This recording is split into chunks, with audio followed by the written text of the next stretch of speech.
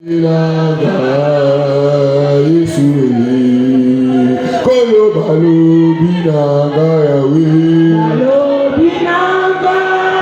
s'il te plaît. Salaka Yesu. Yahweh Yesu. Yango na ye.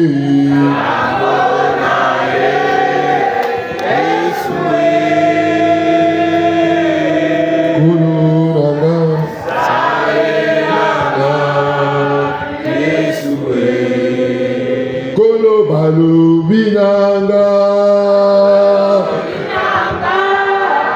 Yesue Osala kabika mwa Yesue Yango na ye Yesue Salelanga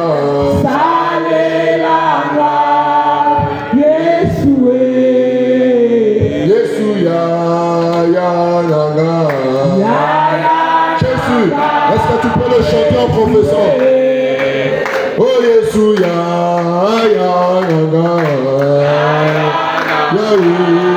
Yesu oh Yesu makasi nanga.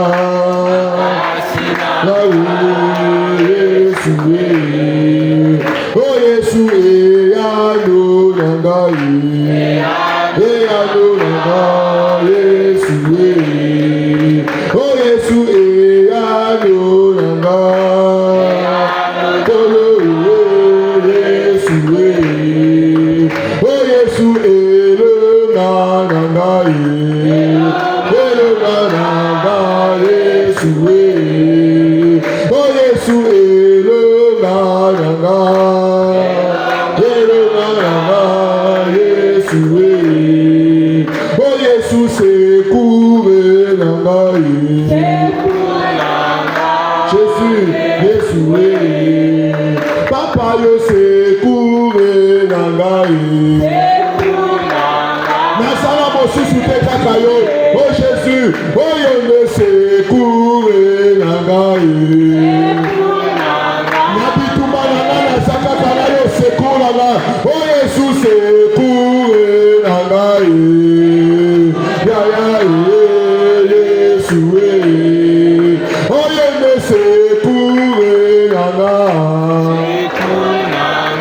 Jésus Yesu oh yo ne sekure nanga. Nasala mosusu te Yesu yango nataleli seyo. Nataleli yo na tongo na lelo Jésus Yesu nataleli seyo. Nasala poso yemba na mutema na yo mopima. Oh Jésus kolo nataleli seyo.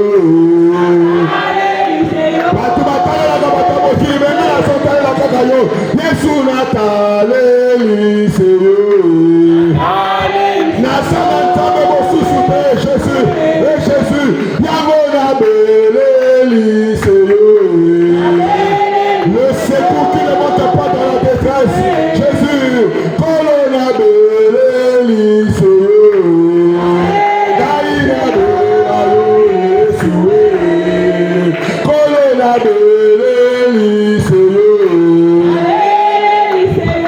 Jésus Jésus Papa yo kita yo salaye. Yesu s'il te plaît kolo yo kita yo salaye. Panda kopelela Yesu yebisa Yesu papa ngai napeleli yo. Yesu nga nazala secours mosusu te. Secours na ngai eza bobele yo. Nazala nzambe mosusu te. La Bible nous dit que tu es attentif à nos cris. Raison pour laquelle ce matin, moi je viens t'invoquer. Raison pour laquelle ce matin, moi je viens t'invoquer. Je viens t'invoquer. Je viens t'invoquer. Je viens t'invoquer. Je viens t'invoquer. Je viens t'invoquer ce matin. Je viens t'invoquer ce matin. Jésus, je n'ai pas un autre Dieu. Jésus, je n'ai pas un autre Dieu. La Bible me dit que c'est toi qui es attentif à mes cris. Papa, n'attends-moi dans le lot. N'ayez que pousser le ma cri dans la détresse. N'attends-moi dans le lot. N'ayez que pousser le ma cri dans la détresse. N'azoo comme maman a fait pousser ma cri. N'azoo comme papa a fait pousser ma cri. N'anou n'a yo qui crie à maman mon côté. N'anou n'a yo qui crie à papa mon côté. N'azoo la poisson matin la cri à yo. N'azoo la poisson matin la cri à yo. N'azoo la poisson matin la cri à yo. Yebisa yeso. N'azoo la nzambe mo susute. Papa, oya kolongola sonyo papa, na tongo ele papa, na le ko pousser. N'azoo nzambe mo susute. La Bible nous dit, l'Éternel est attentif à nos cris. L'Éternel est attentif à nos cris. L'Éternel est attentif à nos cris. Il n'est pas attentif seulement lorsque tu lui parles, mais il est attentif lorsque tu pousses un cri. Lorsque tu pousses un cri. Lorsque tu pousses un cri. Lorsque tu pousses un cri. Lorsque tu pousses un cri. Est-ce qu'il y a une personne qui est dans la détresse ce matin? Y a-t-il une personne qui est dans la détresse ce matin? Y a-t-il une personne qui a besoin que Dieu puisse l'écouter? La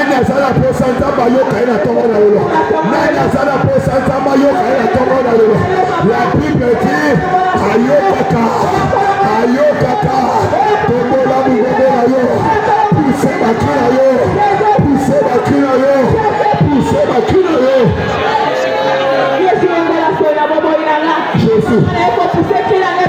Jésus.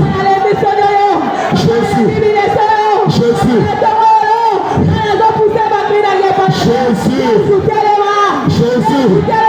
Jésus. Jésus. Jésus.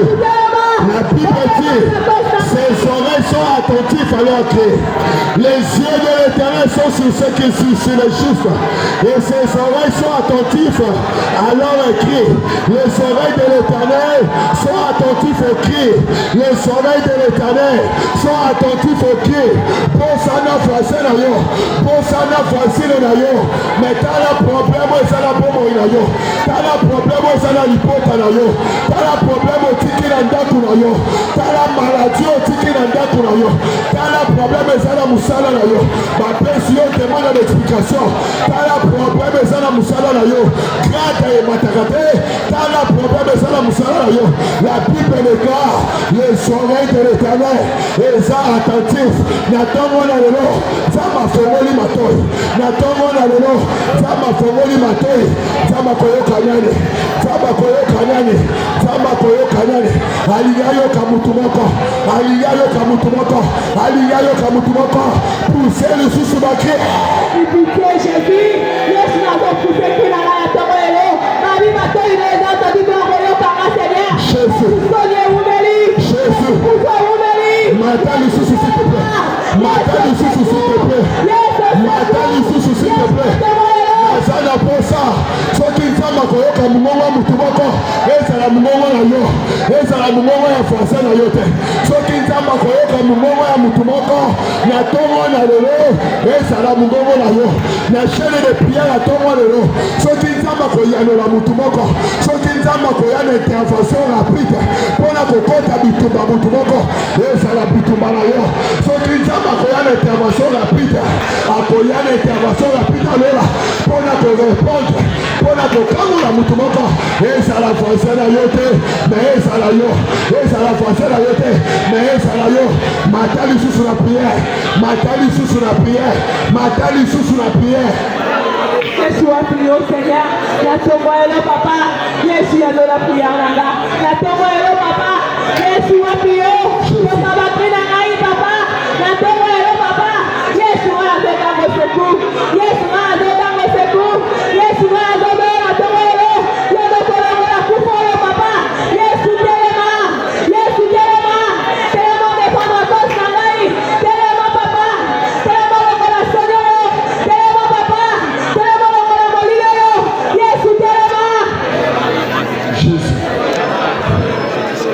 Merci Seigneur Jésus-Christ. Merci Seigneur Jésus-Christ. Bien-aimé dans le Seigneur, nous allons comprendre que la tombe dans l'eau. Lorsque l'Éternel dit une parole, il est derrière sa parole pour l'accomplir. Et dans sa parole, il nous dit, venez à moi tel que vous êtes. Venez à moi, vous tous qui êtes chargés et fatigués. Et moi l'Éternel, je vous donnerai du repos. Ce n'est pas un homme qui va te donner le repos. Mais attends, tu vas recevoir le repos de l'Éternel. Ce n'est pas moi qui va te donner le repos. Je n'ai ni argent, je n'ai même pas de renommée, je n'ai ni pouvoir pour te donner le repos. Je ne suis même pas un médecin pour te donner un repos. Mais l'Éternel est Dieu, l'Éternel est Dieu, l'Éternel est Dieu, l'Éternel est Dieu, l'Éternel est Dieu, l'Éternel est Dieu. N'attends, il va te donner le repos. N'ayebite osana posa ya repos na dimension nini. N'ayebite osana posa ya repos na domaine nini ya vie na yo. Mais n'attends, l'Éternel va donner à une personne le repos. Il a dit dans sa parole, et il les délivre de toute leur détresse. L'Éternel les délivre de toute leur détresse. Il est attentif. Ses yeux sont là pour voir. Il a dit, les yeux de l'Éternel sont sur ceux qui les craignent.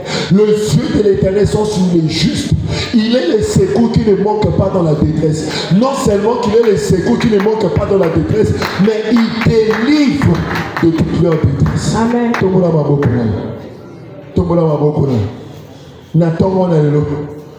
La délivrance la délivrance. Loba azala mutu moko oya kosaka. Mais ce cas loba qui n'a loba naïe, il les délivre de toute leur détresse. Exactement que appoli ma détresse non. Exactement que appoli ma maladie. Oh non, exactement que qui c'est mieux ma sala raté. Exactement que appoli ma problème. Oh problème on a ça non. À ta problème na yo, ça ma sala capacité à délivrer yo. À ta bitumba na yo, ça ma sala capacité à délivrer yo. À ta éternel à ça la capacité il y a à délivrer yo. Ce qui nous a la capacité, il y a une fournaise ardente pour délivrer chacun qui met chaque appel négo. À combien plus forte raison, problème est là. Ce qui nous a la capacité, il y a une force au lion pour canamino quand il y a une cause valée à Daniel était. À combien plus forte raison, puis tout pendant qu'on a mon il y a plus ça, le Dieu de Daniel, le Dieu de chacun qui met chaque appel. Le Dieu de papa de maman, le Dieu d'Abraham et d'Isaac et de Jacob.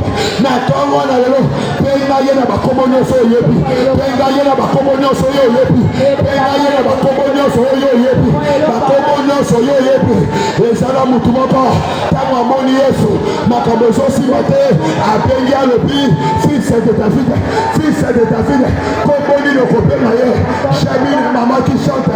Pomoni ni napenda yo, wewe konini sakiti na yo. Pomoni ni napenda yo, wewe konini sakiti na yo.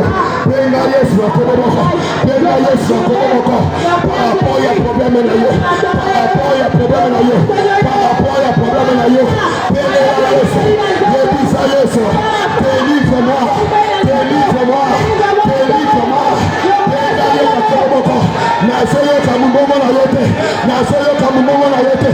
Na yebiso lope la yote, mais na yebiso pele la Yesu, na yebiso pele la Yesu, na yebiso pele la Yesu. Pele la Yesu, pele la Yesu. Ce qui est sa problème de maladie, pele la Yesu dans la fin, pele la Yesu dans la fin, pele la Yesu dans la fin, pele la Yesu dans la fin. Vous allez poser l'opportunité. Vous allez poser ce secours à l'eau.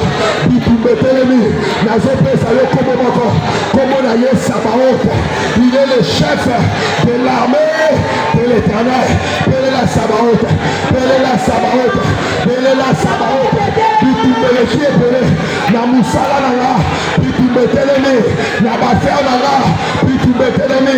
Na Zopele Layo. Sabaoth. Sabaoth. Sabaoth. Sabaoth.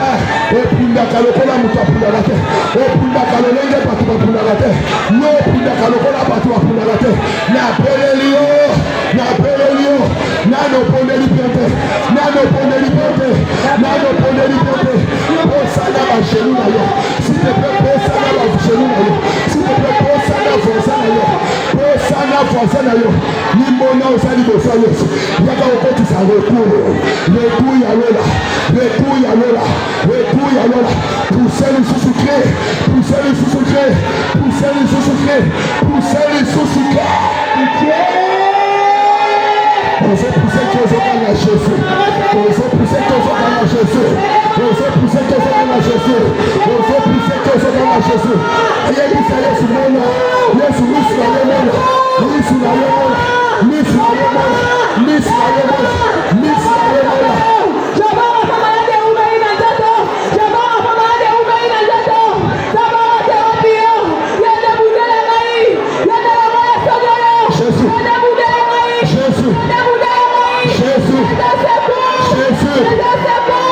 S'il te plaît, maman, s'il te plaît, papa, l'Éternel est attentif à nos cris, l'Éternel est attentif à nos cris, l'Éternel est attentif à nos cris.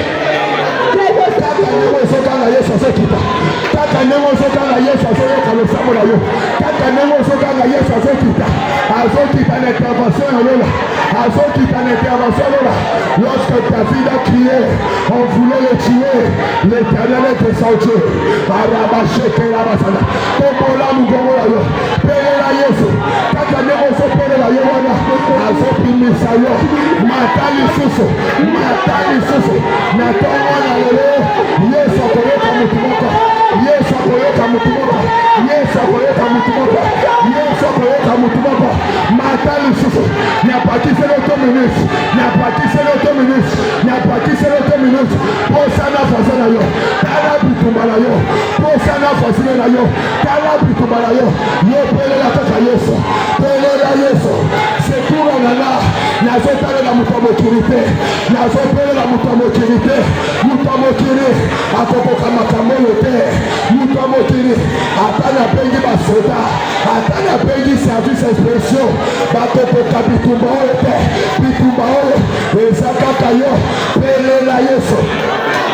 Jésus sauve-moi. Jésus sauve-moi. Jésus sauve-moi. Jésus sauve-moi. Maladie ou le humain. Par ordonnance ou le humain. Jésus.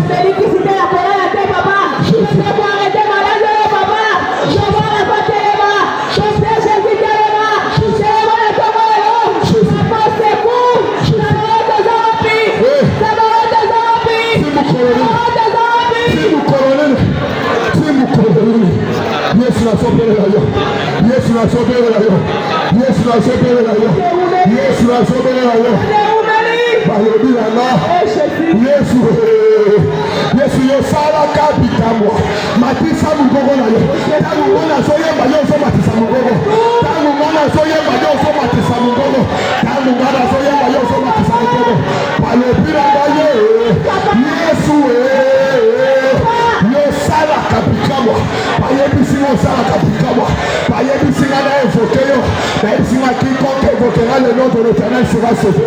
Payebisinga quiconque évoquera l'Éternel sera sauvé. Payebisinga que tu es attentif au cri. Tu es attentif au cri. N'attends pas le nom. Kolopate s'il te plaît.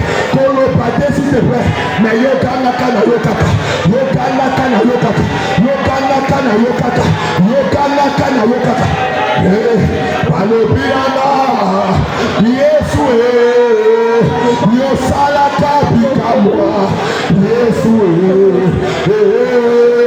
yamona Yesu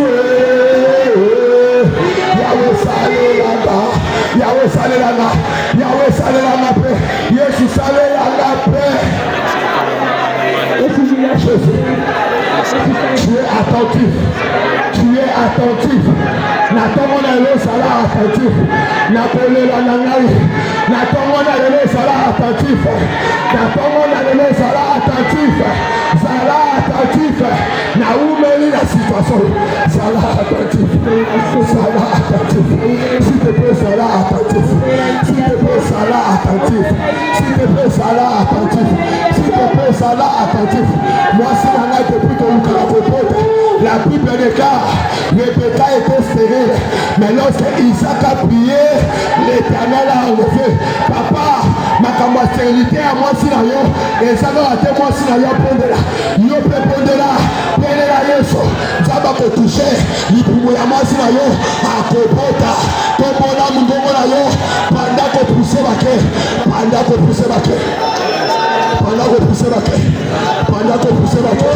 la reine Esther on voulait la tuer la reine Esther basalele likita la reine Esther basalele likita pour pas bémayer pour pas benganaye pour pas longola na tone alors si je dois mourir je vais mourir si je dois périr je périrai mais je vais crier à mon Dieu je vais crier à mon Dieu je vais crier à mon Dieu à partir de la yes à partir de la yes à partir de la yes à partir de la yes Papa secours, Yesu n'est pas ma force mandate. Papa longo la molino yo. Papa longo la molino yo. Papa kontali kamolangai. Il s'appelle la fin de la loi. Il s'appelle la fin de la loi. Laisse-moi te dire, quelle que soit les lois, on va commettre. Yesu a la capacité de sa loi wana. Quelle que soit ma loi, on va commettre. On te dit que nous 72 heures. On te dit que nous 3 jours. On se coupe dans 3 jours. Quelle que soit ma camouflage, la Bible me dit, il s'appelle la loi. Nous avons le pays, malade, on dit qu'il y a une semaine, on dit qu'il y a un mois, il y a papa. La Bible me dit, il est la fin de la loi. Tombola mungomola yo. La fin de la loi est à yo, papa. Jésus. Jésus, il y a la blessing à la télé. Jésus. La fin de la loi. Ma vie est aussi ça, mais il y a la malade yo. Jésus. Je l'ai avec la fin de la loi. Jésus, papa Téléma. Jésus. Papa Téléma. Jésus. Papa Téléma. Jésus. Il est attentif. Il est attentif. Il est attentif. Il est attentif. Asante Moyoka. Asante Moyoka. Ma seconde à Souka. Nzamba koyoka nani. Na ma seconde à Souka oyo. Nzamba koyoka nani. Na ma seconde à Souka oyo. Nzamba koyoka nani. Nzamba koyoka nani. Nzamba koyoka nani.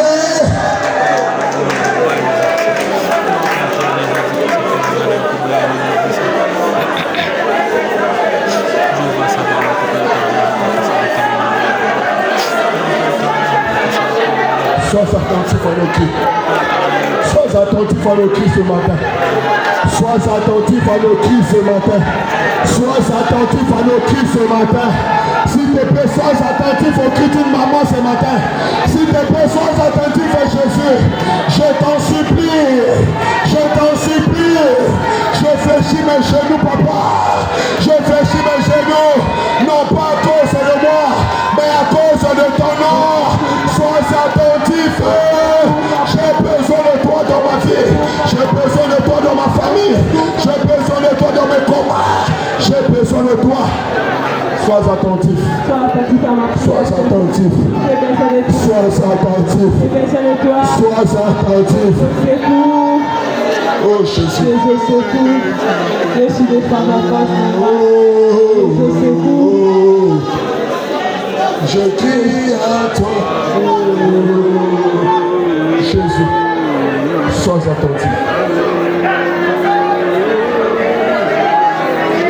Sois attentif. Sois attentif. Sois attentif. Sois attentif. Nazoli nana kata menta mazoli sanga aliya yoka lisusu mama moko. Nazoli nana kata me nazoko kate. Nzamba zoli sanga ezana voix ya papa moko ezo mateliye koma na matoi na ye. Nalingi na kata menta mazoli sanga ezana voix ya mama moko. Aliya yoka na tongo na lelo ezana voix ya juste ça. Zamalobi, viens plaider toi-même. Plaide toi-même. Toi-même, viens plaider pour ta vie. Viens plaider pour ta situation. Toi-même, viens plaider. Toi-même, viens plaider. Jésus. Jésus.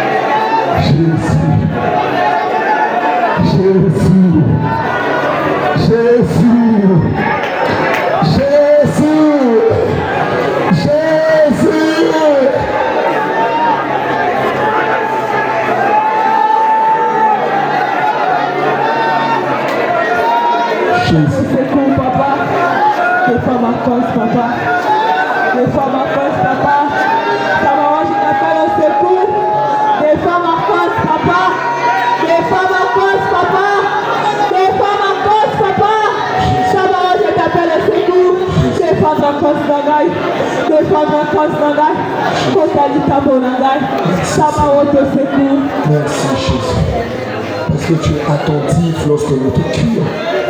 Merci Père, parce que tu entends la prière de tes enfants. Merci Père, parce que tu es le Dieu qui exauce tes enfants. Merci Père, parce que la Bible dit que tu es un Dieu miséricordieux. Merci Père, parce que la Bible me dit que tu ne retiens pas ta colère éternellement. Merci Père, parce que la Bible me dit que tu fais grâce à qui tu veux. Merci Père, parce que la Bible me dit que tu es le secours qui ne manque point. Et ce matin, nous avons la ferme assurance que le Dieu qui a créé les oreilles entend. Amen. Nous avons la ferme assurance que le Dieu qui a créé les oreilles entend. Nous avons la ferme assurance que le Dieu qui a créé les oreilles entend. Nous avons la ferme assurance que le Dieu qui a créé les yeux voit. Nous avons la ferme assurance que le Dieu qui a créé les yeux lui-même il voit. Nous avons la ferme assurance que le Dieu qui a créé les mains il agit. Nous avons la ferme assurance que le Dieu qui a créé les pieds, la Bible dit, il n'est pas un homme pour mentir, ni un fils de l'homme pour se repentir. La Bible ajoute que ceux qui se confient en l'Éternel, est-ce que ça n'a pas maman se confier dans le temps de la tombe? Est-ce que ça n'a pas maman se confier dans le temps de la tombe? Est-ce que ça n'a jamais maman le corps en là? On a se confier dans le temps de la tombe? La Bible dit que ceux qui se confient en l'Éternel ne sont point confondus. Je te dis, tu ne seras pas confondu. Je t'annonce ce matin une bonne nouvelle. Tu ne seras pas confondu. Tu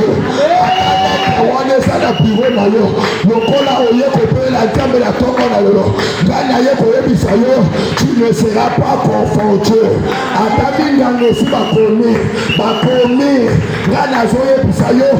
seras pas confondu. Tu ne seras pas confondu.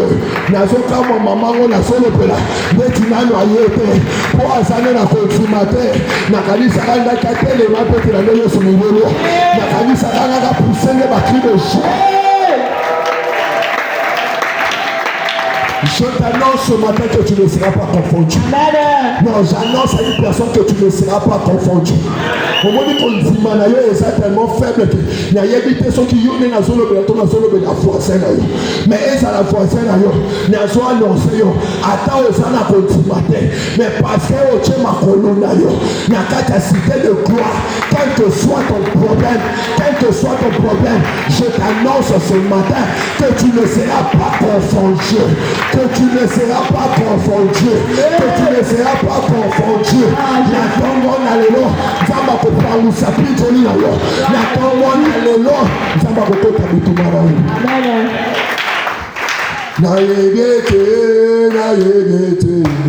yegete ya kote telema moto asuka na bomoi nanga na yebete na yebete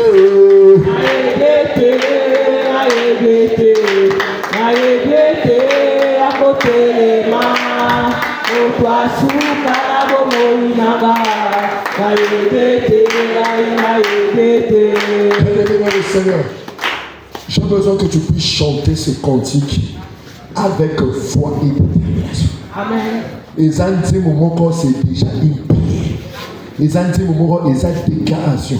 Nazo tinda moto yemba pour la rassurer que Nzambe oyo obéli na tongo. La Bible déclare que ceux qui s'approchent de l'Éternel puissent faire quoi? Croire. Si tu ne crois pas à la prière que toi-même tu fais, au sambelaka moyen au vivre exaucement et ça.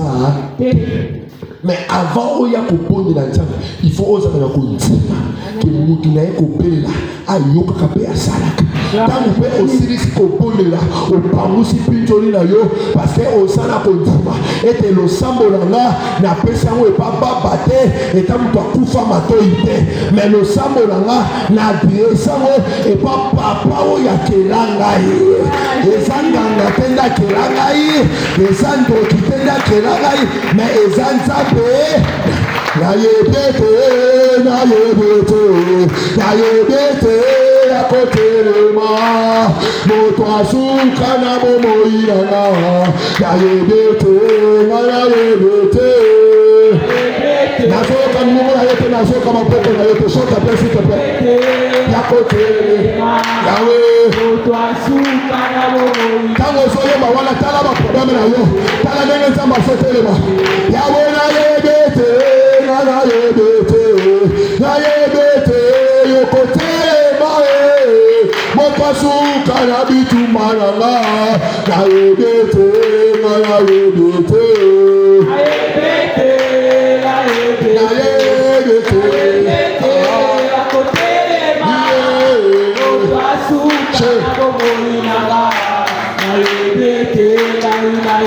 akotelema kokota bitumananga.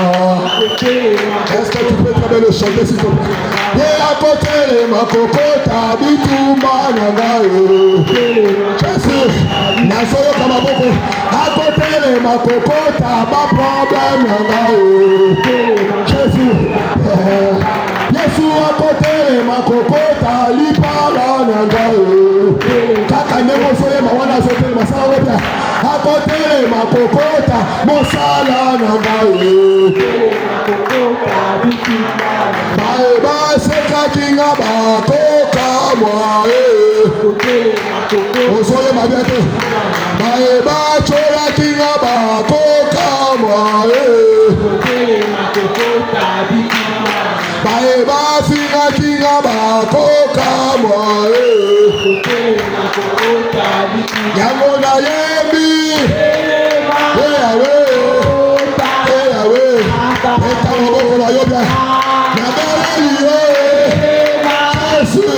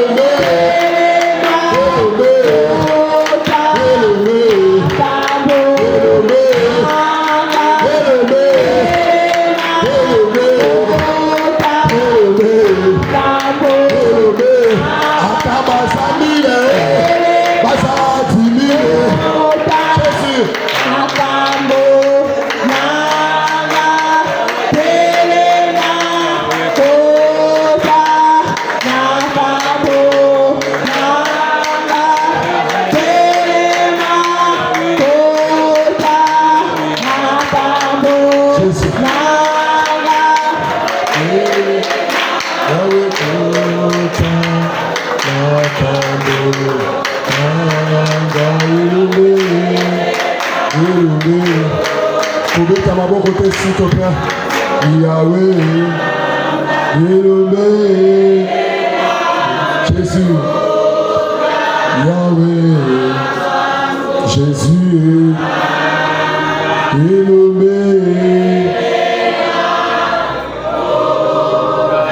Jésus,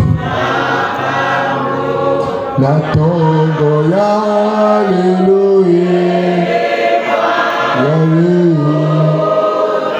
Matongo nyonso ezalaka ndenge moko te. Jésus.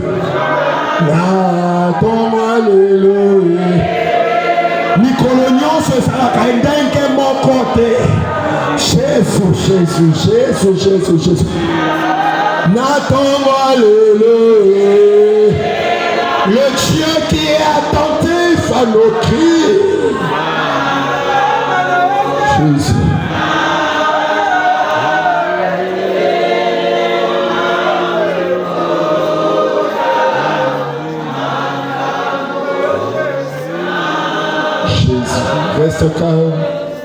Reste calme, ferme tes yeux. Reste calme, ferme tes yeux.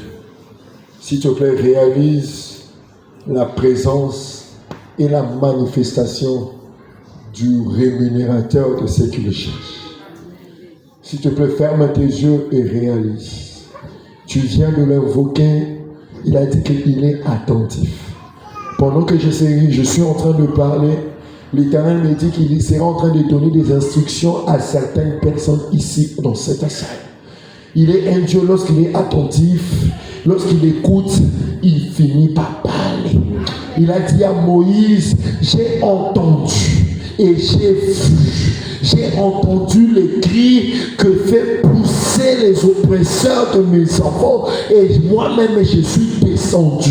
Il n'a pas seulement entendu, il ne s'est pas seulement arrêté de voir, mais la Bible déclare, il s'est choisi une personne, il a parlé à cette personne, il est descendu lui-même et il a opéré des miracles.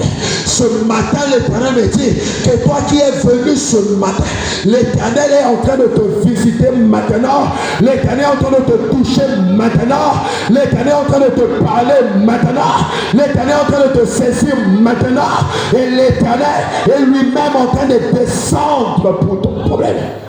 Lui-même, il est en train de descendre. Il a dit à Moïse, moi-même je descends. Moi-même je descends. Moi-même je descends. Et ce matin, l'Éternel est en train de descendre dans la vie d'un papa. L'Éternel est en train de descendre dans la vie d'une maman.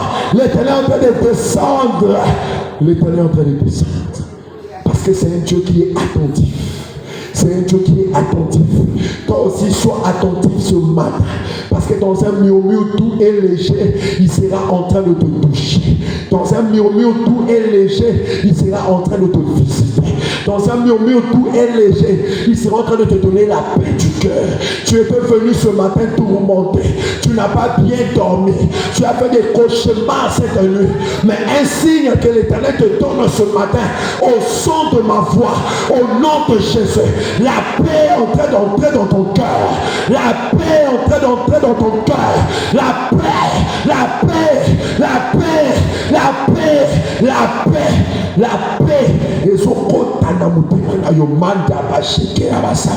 Je voulais presque. L'Éternel me dit la paix est au côté. Ce n'est pas pour rien que David était en train de dire que 1000 tombent à ma gauche, que 10 000 tombent à ma droite. Je n'ai qu'un rien. Pourquoi? Parce que la paix de Dieu, la paix de Dieu, la paix de Dieu.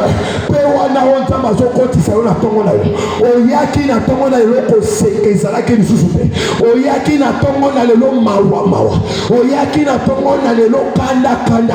Oyaki na tongo na lelo très soucieux.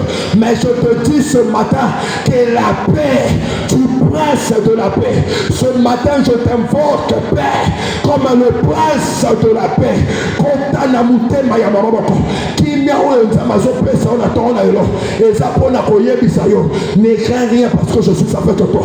Kimia oyo nzamba zo pesa yo na tongo na lelo. Eza pona koyebisa yo. Ne crains rien. Ne promène pas des regards inquiets parce que tu ne seras pas confondu. Kimia oyo nzamba zo pesa yo na tongo na lelo. Kana misu na yo tombo na maboko na yo. Lokolo zo recevoir. Lokolo zo recevoir. Kimia ya nzamba zo kota na mutema na yo. David est en wasilisi koloba. L'Éternel, tu es attentif. La Bible dit dans la suite que l'Éternel a délivré de toutes ses détresses. Abanda ki kokima bitumba. Mais bitumba oya abanda ki kokima. Nzamba pesa ki ye elonga. Na tongo na lelo. Yo peleli nzambe. Kila ya nzambe zokota. Kila ya nzambe zokota. Kila ya nzambe zokota. Tombola maboko la. Sois attentif s'il te plaît. Sois attentif s'il te plaît. Dans un murmure tout est léger. Tu as longtemps pleuré. Tu t'es longtemps inquiété. Lorsque nous lisons dans 1 Samuel, le 7 à partir du 3e verset, la Bible à partir du 2e verset, la Bible dit que ça avait fait 20 ans que l'âge de l'Éternel était venu. 20 ans s'étaient écoulés. 20 ans étaient passés. Toi, je ne sais pas, ton problème a déjà fait combien d'années. Je ne sais pas, ta maladie a déjà fait combien d'années. Je ne sais pas, ta situation a déjà fait combien d'années. Mais après 20 ans, lorsque les enfants d'Israël ont poussé des gémissements, l'Éternel était descendu. Et une personne qui a crié à l'Éternel ce matin, l'Éternel descend. L'Éternel descend. L'Éternel descend. L'Éternel descend. Alléluia. La Bible déclare que l'Éternel est attentif, pas à n'importe quel cri. L'Éternel est attentif, pas à n'importe cri. Mais l'Éternel est attentif au cri de juste. L'Éternel est attentif au cri de juste. Au cri de ceux qui lui appartiennent. Au cri de ceux qui lui appartiennent. Raison pour laquelle la Bible déclare que mes brebis me connaissent et je connais mes brebis. Lorsque je parle, mes brebis entendent. Et ce matin, si tu n'étais pas une brebis de l'Éternel, mais l'Éternel va faire de toi sa brebis. Si tu n'étais pas dans la race de juste, l'Éternel va te faire appartenir dans la race de juste.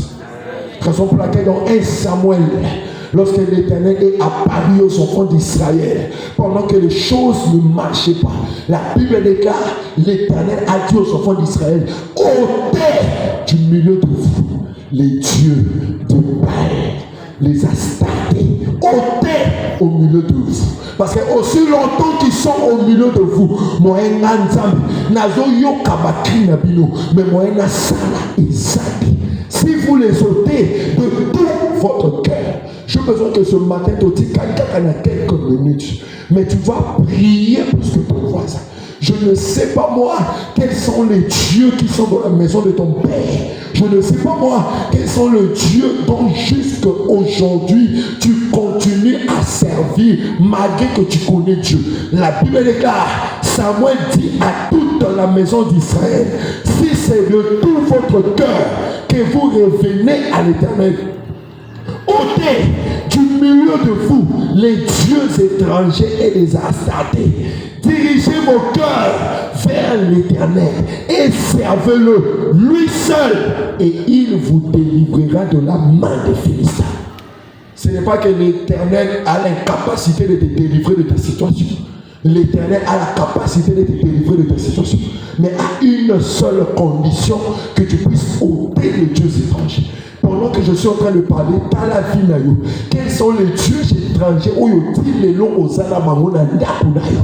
Quelles sont ma pratique où ils disent les lots malgré au yo kakalilo banzambe mais les ana lukatinayo bakanda ma jalousie impudicité ma sanga confirmé et comme tout ça qui ntoki si les lots malgré au yo kakalilo banzambe mais ndako angaka adresse abanganga nyonso yo oyebi si les lots malgré au yo kakalilo banzambe mais na loge yo okendaka si lelo malgré oyoka eloba nzambe na se ya mbetu na yo nzungu moko bapesaka yo okreya mwa piese moko oyo ata bana na mwasi na yo bakotaka te mobali na yo akotaka te parce que eza wana ce sont les dieux étrangers. Si vous allez pour ça, c'est quoi nous là tu dois les ôter, tu dois les faire sortir. Répétez la semaine là, kolo Yesu Christ. La yo to bien te kolo Yesu Christ.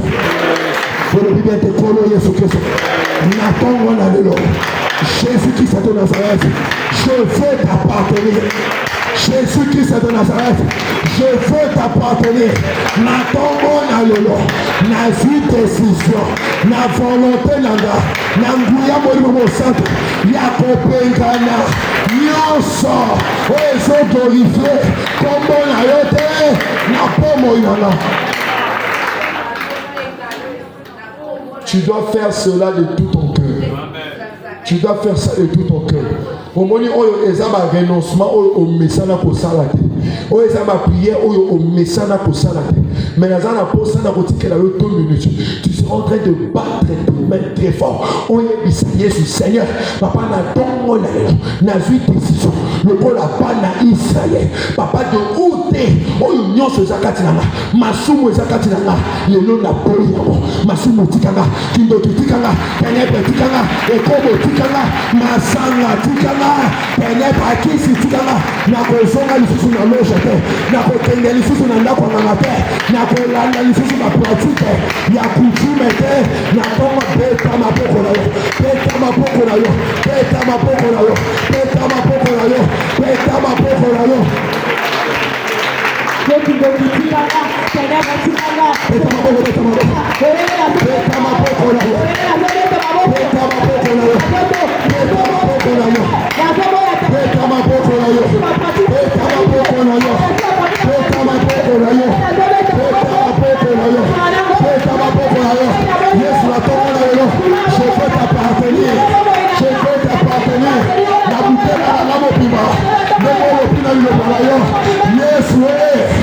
Dieu ne parle pas de ça, Dieu étranger,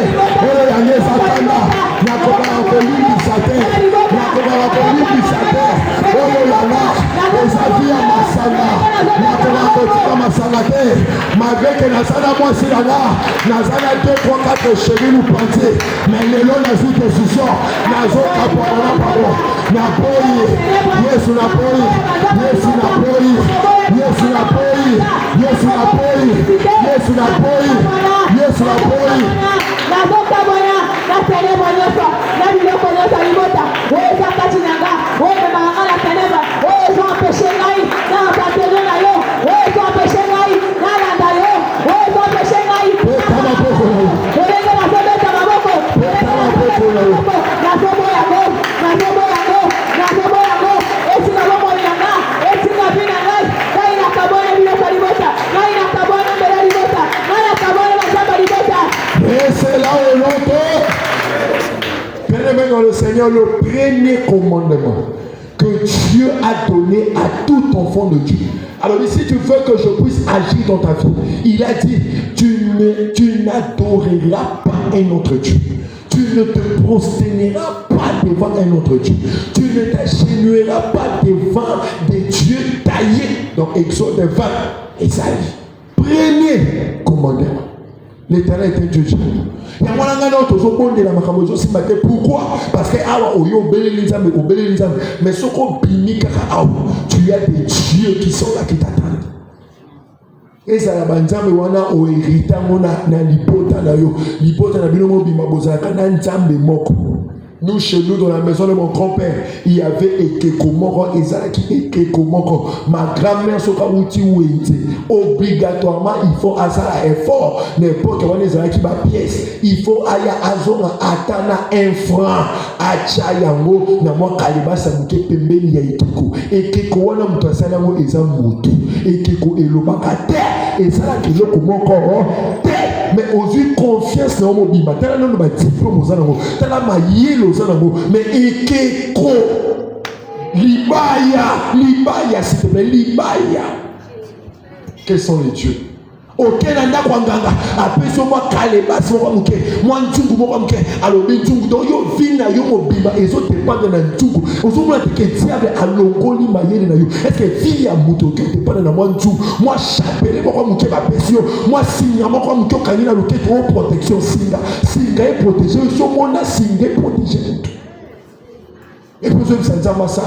Kolo Yesu Kristo na tongo na lelo na volonté nanga na nguya molimo mo santo pizza binyoso nyonso oyo na sala oso na tobaka oyo egoisa na kombo na yo te ndenge na sopeta maboko epi maeti kanga na boyi yango na enose na yango na boyi yango na kosongela yango lisusu te beta maboko na yo beta maboko makati ezokende koboya ezokende korelote bizabizanda maboko na yo bizabizambi koja nyonso beta maboko na yo bima nyonso beta maboko na yo eketo nyonso beta maboko na yo oya libota na yo oyo nyonso beta maboko ozomona ngo ozokabwana ngo ozorenose na ngo ozoboya ngo ozotika ngo etika bomoi na yo ozoboya ngo ozokabwana ngo deri nyonso koja nyonso. Merci Seigneur Jésus-Christ. La Bible dit dirigez vos cœurs vers l'Éternel et servez-lui, lui seul. Alléluia. Kolo Yesu Christ. Mission nyonso. Oyo ba pesa na monde l'Éternel. Na yeba to na yeba. Et c'est la mission moko inconsciente. Et c'est la mission moko conscience. Na tongo na lelo. Na vu décision. Na kaponi na wo. Na boyi yango. Na tongo na lelo. Na vu décision. Ya kosalela yo, ya kolanda yo, ya kontimela yo, ya kona sopoya, peta maboko poya misonyo, poya misonyo sakite, poya misonyo sakite. Kasi misia koboya go, oba peta ya koboya ya kosakupiye, yo na sio chorite ya koboya go, ya kokaboya go, ya koboya ya go, yo misali bote langa, na kosala oli sisipe, yo misali bote langa, na kosala oli sisipe, yo ngai na boyi yo, yo ngai na kaboya yo. Elongai na boyi yo, na boyi misali bota na ngai, na boyi miso famille na ngai, elenge na sobeta maboko, elenge na sobeta maboko, beta maboko, beta maboko, misali yo se atayari, oyo ba pesa yo, beta maboko, elenge na boyi misali na ngai, kabona na yango, na kabona na yango, et c'est là où l'on te Tombola maboko na yo. Molimo mosantu na nzambe. Tombola maboko na yo. Loba molimo mosantu na nzambe. Na tongo na lelo. Naza na posa na yo. Nazwi décision ya kotika. Yaka sumanga. Yaka tambola nanga. Yaka dirigenga. Yaka fongola matoi nanga. Yaka fongola miso nanga. Yaka pesanga motema ya sika. Yaka kofanda kati nanga. Yaka kofanda na ndaku nanga. Yaka kofanda na bafea nanga. Yaka kofanda na baproje nanga. Soit contrôle ya nyonso. Soit contrôle ya nyonso. Molimo mosantu na nzambe. Na pesi yo fongola fi nanga. Na fongoli motema nanga. Kota. Na pesi yo fongola ya libala nanga. Na pesi yo fongola ya baproje nanga. Na pesi yo fongola ya nyonso yanga. Comment nzambe nanga na tongo na lelo. Comment nzambe nanga. Pendant une minute, est-ce que tu peux commencer à prier, à déclarer dans le nom de Jésus? Fongola comment nzambe nanga. Tampisanga sans contrôle nanga. Yo de comment nzambe nanga. Na pesi yo fongola bomo nanga. Na pesi yo fongola finanga. Yo de diriger bomo nanga. Yo de diriger finanga. Yo de diriger kakoranga. Yo de diriger nanga. Yo de soit contrôle. Yo de soit contrôle. Na pesi yo fongola. Na pesi yo fongola. Na pesi yo fongola. Na pesi yo fongola. Merci Seigneur Jésus-Christ. Écoute la bonne nouvelle que je veux t'annoncer ce matin. La Bible déclare, lorsque les enfants d'Israël ont décidé de ôter les dieux d'Astarté, de ôter les dieux de Baal, lorsqu'ils ont décidé de donner à Jésus la clé de leur vie, écoute ce que la Bible déclare. Pendant que Samuel offrit l'Holocauste, les Philistins s'approchèrent pour attaquer Israël. L'Éternel fit retentir en ces jours son tonnerre sur les Philistins. Amen. Et les mit en déroute. Ils furent battus devant Israël. L'Éternel fit retentir en ce jour son tonnerre sur les Philistins. Il les mit en déroute et il fut battu devant Israël. L'Éternel va faire retentir son tonnerre dans ta vie. L'Éternel va mettre en déroute tous tes ennemis. L'Éternel lui-même, ce n'est pas un ange, mais c'est l'Éternel lui-même. Je te dis, dans ton travail, l'Éternel va mettre en déroute tous tes ennemis. Dans tes projets, l'Éternel va mettre en déroute. L'Éternel va les mettre en déroute. L'Éternel va les mettre en déroute. L'Éternel va faire retentir son tonnerre. Tonnerre ya nzambe ezokita. Kake ya nzambe ezokita na tongo lelo. Na kanisa kina solo de la mama moko. Na kanisa kina solo de la papa moko. Tongo ya lelo. Kake ya nzambe ezokita. Ce qui est appelé na yo, tu vas crier 3 fois. Ezanga, ezanga, ezanga. Ezanga, ezanga, ezanga. Que l'Éternel te bénisse. Et ça me l'a yoka ngane mo nfume. Et ça me l'a yoka ngane mo tangi amen. Ngane mo tangi amen wana nzamba te gute banguna na yo. Ngane mo tangi amen wana nzamba te gute banguna na yo. Ngane mo tangi amen wana kake ya nzambe epeta. Batone ya nzambe epeta. Et c'est là au nom de Jésus-Christ. Zama pambola yo so ya ko semeli lo bako. Zama pambola journée na yo. Zama pambola musala na yo. Zama pambola pana na yo. Zama pambola ba faire na yo. Zama pambola ba projet na yo. Zama pambola nyonso na yo. Et c'est là au nom de Jésus-Christ.